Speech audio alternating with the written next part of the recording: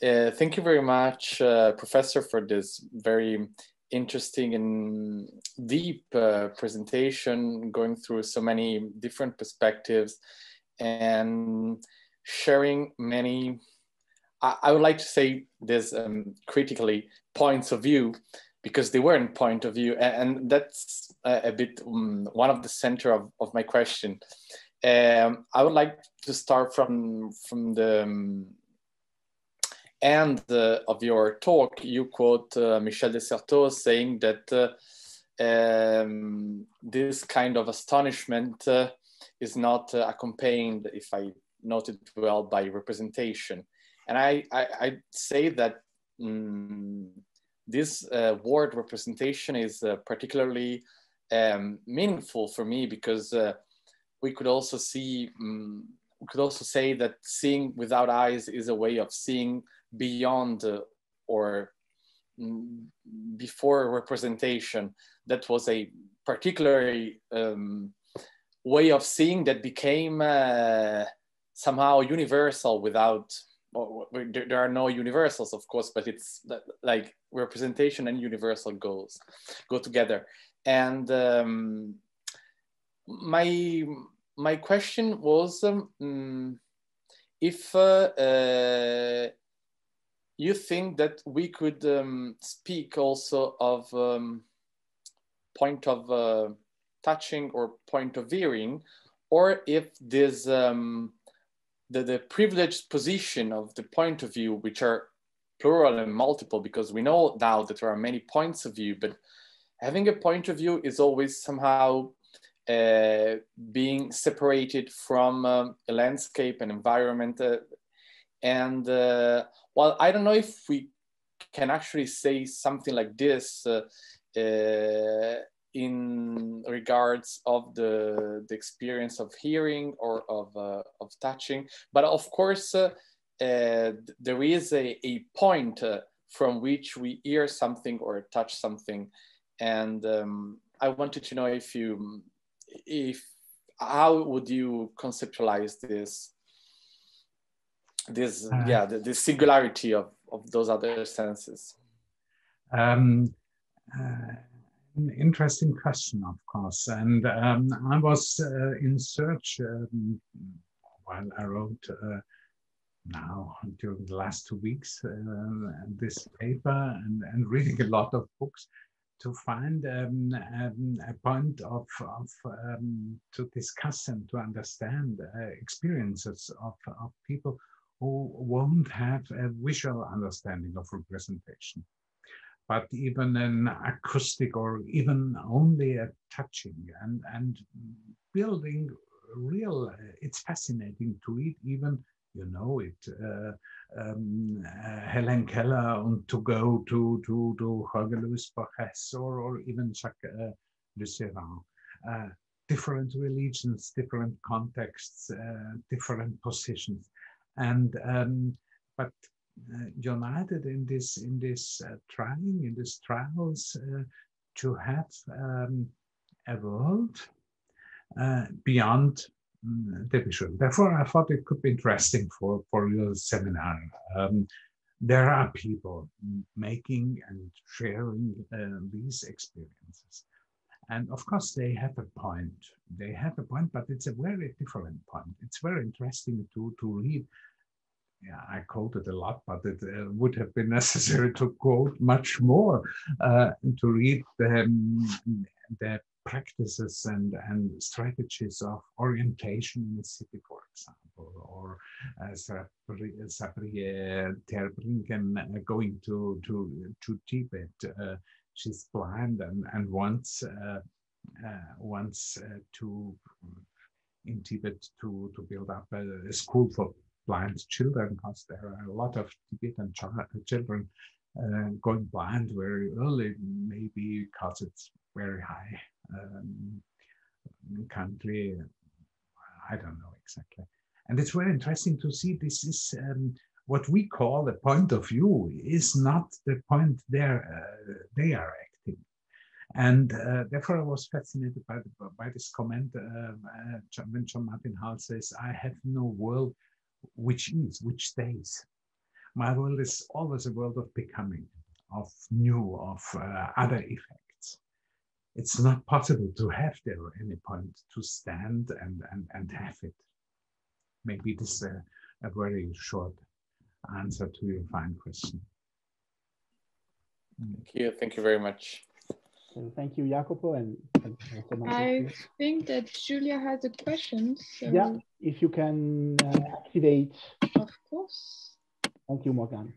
Here you are, Julia. We are listening to you.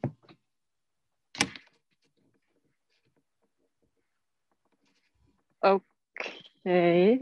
I don't know if anybody can hear me, but yeah, we can. Yes, yeah? we okay, can. Perfect. Okay, because I do it via phone, it's very confusing. But many thanks for this, wonderful insights into seeing.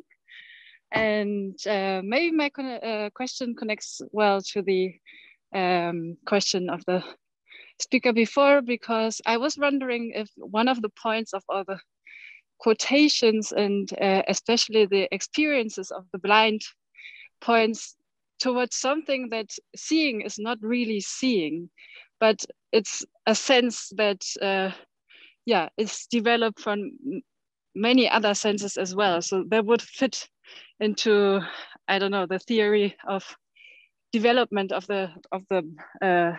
seeing very well, because I think in nowadays theory, it's not anymore like Helmholtz or Kepler thought that you just see something and that's it, but you have to combine all the senses so you can really see an object. And I was wondering if this is something that your quotes especially from the blind people are referring to. Yes, of course they do. They do a lot in this direction. I think it's maybe not, except of course Oliver Sacks, it's not a neuropsychological view they are articulating, but they are talking not in a sense of developmental psychology about seeing, but they try to declare and to explain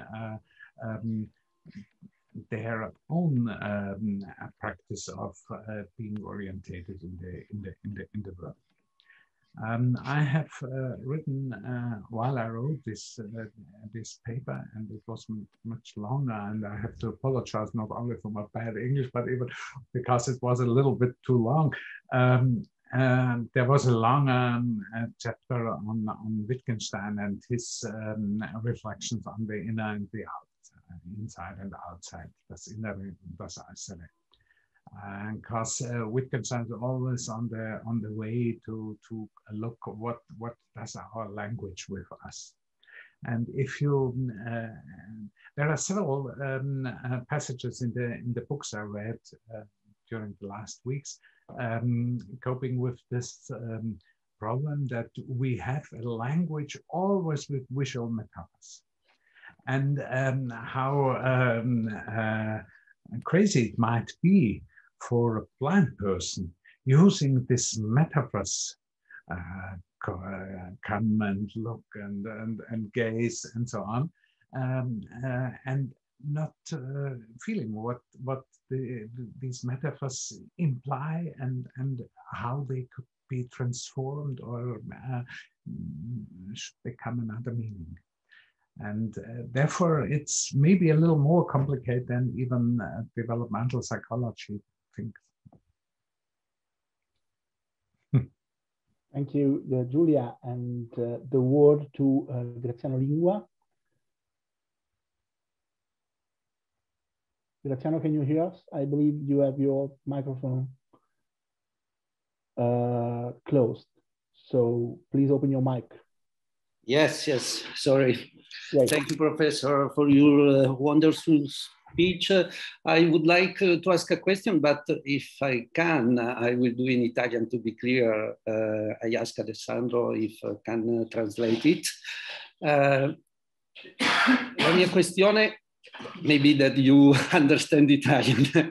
La mia questione è legata a un aspetto che è emerso nel suo discorso, questo legame tra la cecità, l'impossibilità di vedere il divino e l'esperienza mistica, l'esperienza religiosa. Volevo chiederle molto sinteticamente, in fondo nella tradizione ebraico-cristiana l'esperienza religiosa è sempre più legata all'hearing, più legata all'ascoltare che non al toccare. Questo è motivato, cioè, secondo lei, perché questa dimensione di assenza del tatto nell'esperienza mistica cristiana? Mm-hmm. Okay, so I will translate for the sake of the public, Professor Macho. So Graziano Lingua asked basically that you wanted to go in depth into one aspect of Professor Macho's presentation, namely the relationship between blindness, the impossibility to see the divine, and the religious experience in general. And he wanted to remark that in the Hebrew-Christian tradition, normally this religious experience is more connected to the acoustic dimension, to hearing rather than to touching. So he would like to ask Professor Macho whether he sees some reason for this preeminence of the acoustic dimension and this lack of haptic metaphors in the description of the religious experience. Thank you, Alessandro, for translating. Mm-hmm. Thank you, Alessandro. First of all, I think it's interesting to remember that we have a very singular situation in Europe in the late Middle Ages, when Spain was something like a laboratorium for developing mystical concepts in exchange between the religions. And we could say they developed and discovered something like a way of being in a spiritual world and life, besides of differences between religions, doctrines, dogmas, and such things. It was like discovering religion as a field of experience, not of knowledge and not of text and so on. And it was in the same time, beginning with, I think, in the 13th, 14th century, we have this tendency to something like a universal religion based on experience, based not on texts and not on things you must and this was a world of translations too, which is very interesting for me, because we have a situation when it's a laboratorium of translating between Greek and French and Hebrew and Spanish, of course, and so on. It was a very interesting period. And I was very interested, therefore, in this big book, you know, of course, by Michel de Certeau on the mystic fable, where he goes through the centuries and it's more the 16th and 17th centuries he's doing his research on, and it's very, very, very interesting to see how Michel de Certeau tells us something about this acoustic sphere of translating, of building new voices to have radio plays centuries before radio exists in this sphere of mystic experience. And therefore, I think it was a good idea to end with this way of acoustic revelations, non-visual experiences of something you might call divine or spiritual, however you like. I'm not quite sure if this is a good answer for you, but I tried. Thank you, Professor Macho, and many thanks to Graziano for his question. Now, the next in line is Antonio Lucci, and then Nick Bowman. So, Antonio. Thomas, vielen herzlichen Dank. Thank you so much for this fascinating talk. I have a lot of questions, but maybe the most urgent for me is about the second example of your talk. It's about Greg, the last EP in Oliver Sacks' book, and I found really convincing your distinction, your dichotomy between seeing with the eyes, seeing with the mind. But I don't really understand what is seeing with mind. Is to have the brain structure that allows us to see, or is more to have the perception of seeing? And that's bring me to another question. Maybe the absolute presence of Greg is not another way to see himself and to see the world without the sense of seeing. I don't know if... Yeah, you're totally correct. I wanted to integrate this example of Greg because it fascinates me since a long time, you know, and this because it's a bridge to the Wittgensteinian questions and his comments on philosophical psychology and our practices of talking and language. Therefore, I don't think Greg is maybe the best example I had in the list of my case studies and annotations to examples, because he has this tumor and he seems to be very spiritual existence and nearly something like a sannyasin, as I said. But he's a patient too, not capable to have any contact to experience of time. And this seems to be the problem. It's not a question of mind, brain, or eyes. It's a question of having time or not time. And it's therefore an example in contrast to the things Lucéran or Jean-Martin Hall are referring to, or even Michel de Certeau, because there the aspect of time is very important. And for Greg, time doesn't exist. Greg has no absence, he has an absolute presence. And after having read this chapter of Oliver Sacks' book, you never want to hear again anything about we have to live in presence, because you say, oh God, my God, this would be the horror par excellence. It would be very crazy if you won't have any contact to the phenomenon of absence. And therefore, I think Greg is maybe another side. But I was very fascinated by the interpretation of Nicole Leroux of the Callimachus hymn on Theresia's understanding the language of the dead, because it's a very, very, very long bridge to Greg and his fascination by the Grateful Dead. But the dead are grateful because you can meet them again. Thank you, Thomas. Thank you. And so the word to Nick Bonnen. Nick, I believe Morgan has to allow you to speak.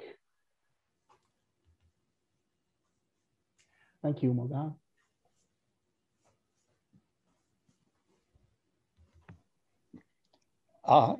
Can you hear me? Yeah. Great. Thank you so much for the subtlety and variety of the insights in your talk. I'm interested in two related issues. One is synesthesia, and people who can hear colors or taste sounds, and that raises some possibility of using one sense that for some people is possible, but not for everyone, to capture another sense or be either integrated with or parallel to another sense in a way that isn't part of our general experience, although we do use unrecognized synesthesia with a common sense of seeing, for example, the effect of different senses on, say, taste in eating. But it also goes on, I think, to the question of seeing with the mind rather than with the eyes, which has an ancestry in a distinction between intellectual intuition and sensible intuition. And the question is, when we have a sense of being able to see with the mind, that is also related in religious tradition to being able to articulate the experience of the ineffable or the beyond sensibility. And again, the movement from literal language to figurative language, but where the likeness isn't necessarily available to us. And I'm thinking about Maimonides' Via Negativa, where he says, say this, but then don't say it. And yet poetry, which is love poetry, that seems to be directed to human love for another love, but also has an aspect of relation to divine love to us and our love of the divine in, again, trying to get some linkage with ordinary experience to experience of the ineffable. And it seems to me that there are ways of working with these kinds of models in trying to understand the sensibility without sense in general. And I was just wondering if this is something that is along the lines of what you are exploring when thinking about the seeing with the mind rather than seeing with the eyes. Yes, and this is totally the direction I want to move to, and I'm now working with. And of course, you're correct. This phenomenon of synesthesia, I found it in the, for example, in this short quote by Jacques Lucéran when he tells about the concert, and it's the orchestra as a painter and seeing colors. And I was even very fascinated. There was no book of blind I read during last weeks where not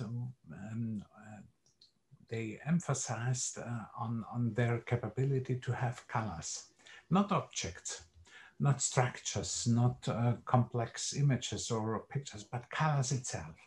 And even Borges has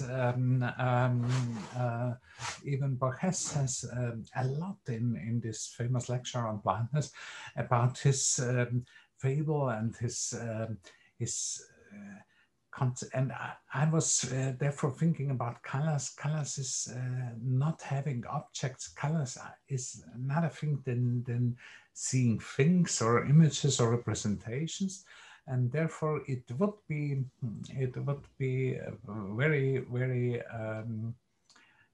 very fine moment to widen the discussion and the questions on this sensitivity without sense, beyond sense.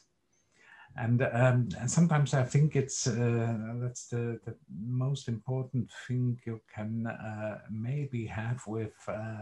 Maybe we should have the chance to read together sometimes these very late notes by Wittgenstein on the inner and the outer. Because I think there is a path to this sense, sensitivity without sense we could enter. Thank you. Many thanks to Nick Bonnet, Professor Macho, for the question. Are there other questions? Because if there aren't, I have one actually. So maybe while we wait for other participants to intervene, I can maybe ask you something. So again, thank you for the brilliant presentation. I wanted to ask you something about the relationship between, it goes along the lines of what Nick Bonin and Antonio Lucci have just asked you, namely the relationship between the literal and the metaphorical dimension of seeing. Because when I first read your proposition, the title you sent us for your presentation, of course, the first thing that came to mind was, okay, so not literal seeing, but a metaphorical understanding of seeing. Now that I hear your paper, what strikes me the most is that in the case studies you propose, these are not metaphors. This is actual seeing. I mean, they are not, so to say, describing an experience, an abstract experience in visual terms, but they are actually, so to say, describing a perceptual, even though not maybe sensorial experience. So maybe you can make a difference between the sensory and the perceptual, so to say. So in this way, I don't know whether you agree. I have the impression that your paper goes precisely in the direction of, so to say, showing how it is in many cases impossible to strictly differentiate between, so to say, literal and metaphoric seeing, between the perceptual and between the so to say, the optic and the visual, we could say. So there is, so to say, a blurred line between the two, and the case studies you propose, so to say, walk along this very thin line between these two dimensions. And what I was thinking about is that this, so to say, ambiguity of the experiences you described is also quite evident in the religious experience, because, for instance, it is an ambiguity I find, for instance, in Greek mythology. I believe that two different meanings of the possibility are cast into under attention, namely, so in German you have können dürfen, so to be able to and to be allowed to. So in a way, it seems like the religious experience is expressed in a way of showing something that is in a way impossible for other cultures, namely to see God in the form of a forbid, while in other culture you have the literal impossibility to see God. So, for instance, what Nick Bonin referred to as beyond sensibility, in a way, it can be understood in two ways. So, beyond sensibility, because it is not sensible. So, it is something not sensible that you try to express in sensible words, or it is something that, so to say, overcharges your sensitive faculty. Because, for instance, what I don't know, H.P. Lovecraft came to mind. The idea that when you see the ancient gods, you become crazy. So you are, so to say, overcharged with this visual experience, and it is a visual experience, but it is unbearable for humans. So in a way, mystical experience goes along this line of this limit, so to say, between the metaphoric and something that is visual, but at the same time, in a way, undescribable. So undescribable and non-visual. Yes, I think this is the way I tried to go a little bit. And this parallel between the impossibility to have a strict distinguishing between metaphors and literally speaking, metaphorically or literally. I think this is similar in what however you call it, mystical experience or something else, and this is so interesting even in very different cultures, eras and contexts. And it's interesting that Borges himself, nearly blind, and you know his fantastic encyclopedias of a lot of things, of dreams or of monstrous beings and such things. And there is slight parts of something like an encyclopedia in the making of blind poets.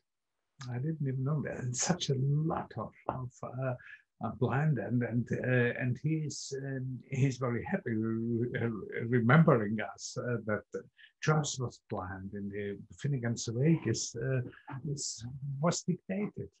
Samuel Beckett told in his letters sometimes how complicated it was, because all the visitors of Joyce had to help and to write down his dictations, and Milton, John Milton, dictated Paradise Lost, and it was something like Paradise Regained. It was the paradise having back now, and therefore I think I would agree it's not possible to have the metaphors on the one hand, on the other hand the literally speaking on the real experience. It's very important to have this as I think this universal idea that religion is something like an experience besides the experiences we have in essential experience in essential way. Yeah. Maybe it's not a very good answer, but we should have time to meet again and to talk along these questions. Hopefully so. Hopefully so. Yeah. So thank you very much for your answer. And so I'd like to ask, are there any other questions? Feel free to intervene and to raise your hand and ask for the word. Yeah, Morgan? Yeah, thank you very much, Thomas, for this very relevant conference. I'm going to try to ask two questions. If I'm not clear, maybe someone will help me to translate my thought. Or, no problem. To ask me to be clearer. So my first question is, with keeping a vocabulary such as seeing with the mind, is there any risk to maintain a kind of visiocentrism? We have this term in France, but I don't know if it exists in English. So here we are. And then the second question is about maybe a more political question regarding aesthetics in general. Last year, as I was hearing Annette Choulet, who is a blind philosophy PhD student, I had been stricken by this idea. She experienced an extended freedom as her specific abilities allowed her to escape from the eye control and escape from a kind of panopticon vision around her, especially as a woman, and also especially in a screen environment. So is there anything you can... Of course. The second question is a little bit easier for me to answer, because I think therefore I had to shorten my text, and of course I wanted to say a lot more about the importance of arts in the developing, because visual arts are in a very crazy situation. We are living in a let's say over visualized world. All advertisements, smartphones, TVs, screens, all these pictures, all those images, all those things you have to see, to recognize, to have in order.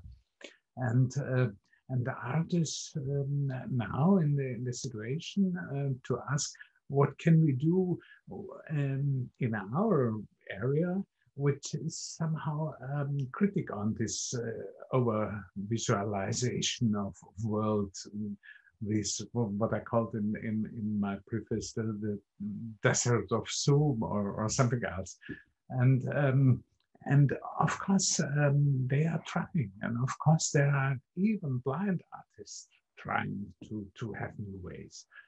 A lot of blind photographers. I didn't know how many they are for the moment. And they even saying, we create images, we create pictures, But we cannot see in this common normal sense of the word. We are blind people, and therefore I would say this is a very interesting question for something like artistic research on the concept of seeing for artists. And now I lost your first question a little bit. Please apologize. The first question, Morgan, was?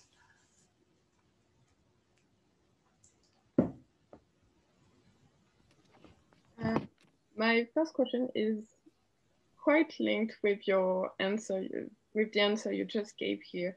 I was just asking if with keeping a vocabulary such as seeing with the mind, or keeping the vocabulary around the seeing, and so on, is there any risk to maintain a kind of visiocentrism, which, especially as nowadays, as you perfectly said it, we are overwhelmed with screens, images, smartphones, and so on. And therefore, seeing with mind is really a possibility to become. That's very fascinating in the passages I found in the book of Keller or Hull or even Jacques Lusserin. This idea of we are independent, we are free, we are more free than people surrounded by representations and pictures. And they are all angry, which is very interesting for me. They all tell the same experience, standing on a street, somebody coming and take them on the arm and bring them on a place where they don't want to go. And they all say, no, it's not necessary. You should ask me. I have an idea where I want to go, where I want to move. I don't need this way of being a moral good helper who carries me on a place I even didn't want to go, and these experiences are very, very interesting and common as I remember. It was too long and on the other hand too short because it's a really broad topic, and I found so many interesting ideas and links, and I think this topic beyond the visual is very, even in the political sense, political meaning you mentioned, very important. Thank you very much for the answers. Thank you too very much. Very clear. I'm sorry, but there's no questions on YouTube, so maybe anyone here has something to add? Very well. So if no one else has questions, I'd like to thank again Professor Macho for his presentation. And again, thank you very much in the hope of doing this again so that we can go deeper in the discussion. And I'd like to remind before saying goodbye that the seminar cycle will continue on June 16 with Professor Emanuela Loa of the University of Fribourg in Switzerland, with a presentation entitled, in French this time, the presentation title is Au-delà de la transparence, invisibilisation, opacité et camouflage à l'ère de la surveillance de masse. So you see how maybe some of the topics we have touched with the last question will be also at the center of next session. Professor Macho, again, thank you so much for your participation. I thank you so very much for the invitation and the chance to have this topic and discussion with you. Our pleasure, and many thanks to all the participants on Zoom and YouTube. Thank you. Goodbye, and till next time. Goodbye. Ciao. Thank you. Ciao. Ciao. Ciao.